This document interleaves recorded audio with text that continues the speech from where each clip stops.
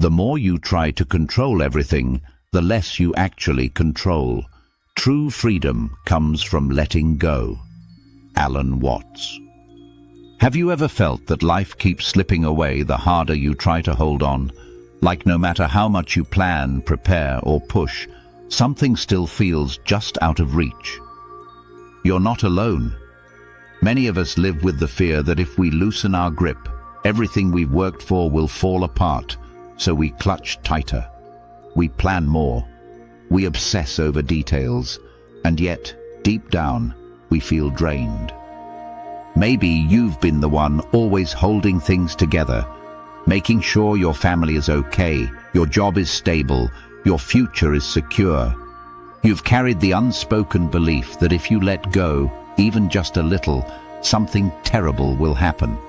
For parents, this can feel like trying to control every choice your child makes out of love, but also out of fear. For professionals, it might look like micromanaging every project, terrified of making a mistake. For students, it's staying up all night, convinced that perfection is the only way forward. But here's the quiet truth that nags at the back of your mind. What if in my obsession to control life, I'm actually missing out on living it? Psychology tells us that this craving for control is deeply human. Our brains are wired for predictability. We like patterns, routines, and certainty. When things are unknown, our fear centers light up, signaling danger.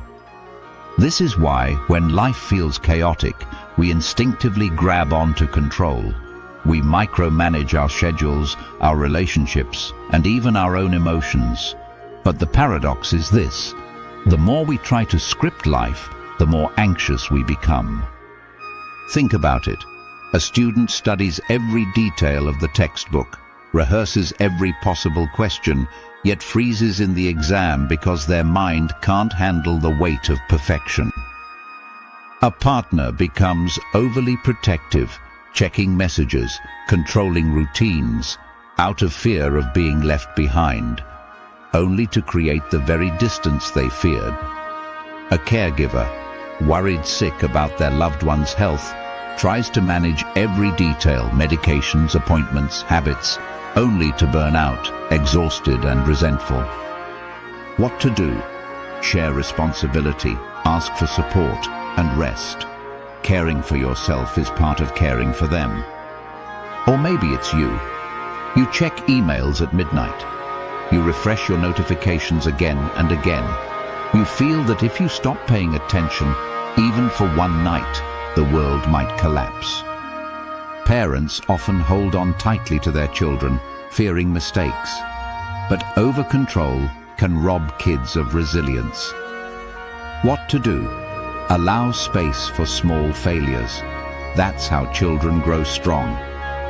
Teenagers too can struggle with control, wanting to shape their identity, friendships, and future perfectly.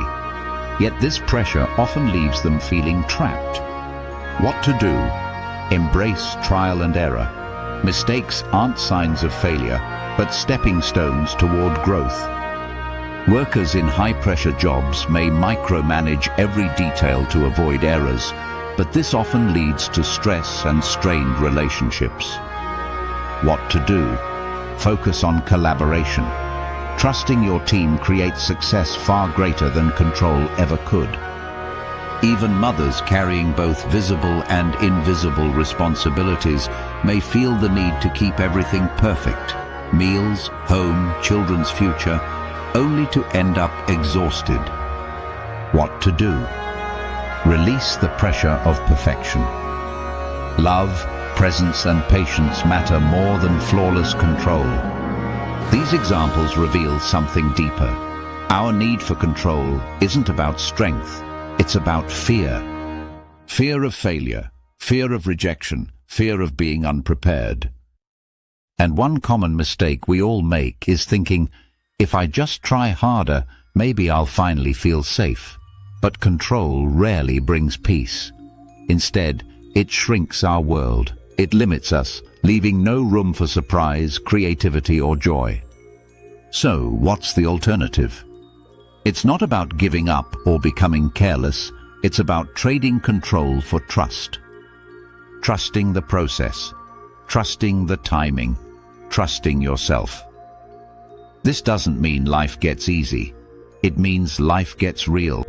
Because when you stop scripting every outcome, you allow space for something unexpected, something better to arrive.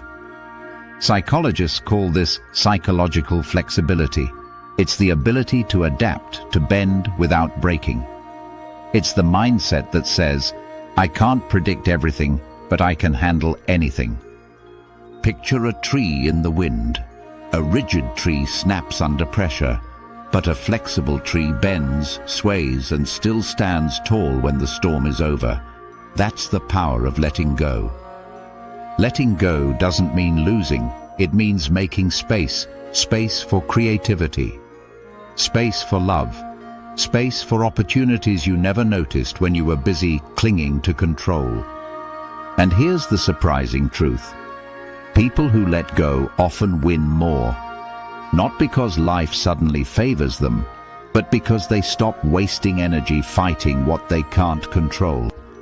Instead, they flow with life. Think of athletes in the zone. They don't micromanage every move. They trust their training. They let the game unfold, and in that trust, they perform their best. Or artists. The most powerful art doesn't come from someone controlling every brushstroke with fear. It comes when they surrender, when they let the moment guide them. This principle applies to you, too. The moment you stop clutching so tightly, you give yourself the freedom to live fully, to breathe deeply, and to trust that not everything needs to be managed. So maybe the real question isn't, how do I control my life? But rather, how do I live fully even when I can't control everything? Because here's the truth. Letting go doesn't make you powerless. It makes you free, free to embrace uncertainty, free to trust your own resilience, free to see that life isn't something to be controlled, it's something to be experienced.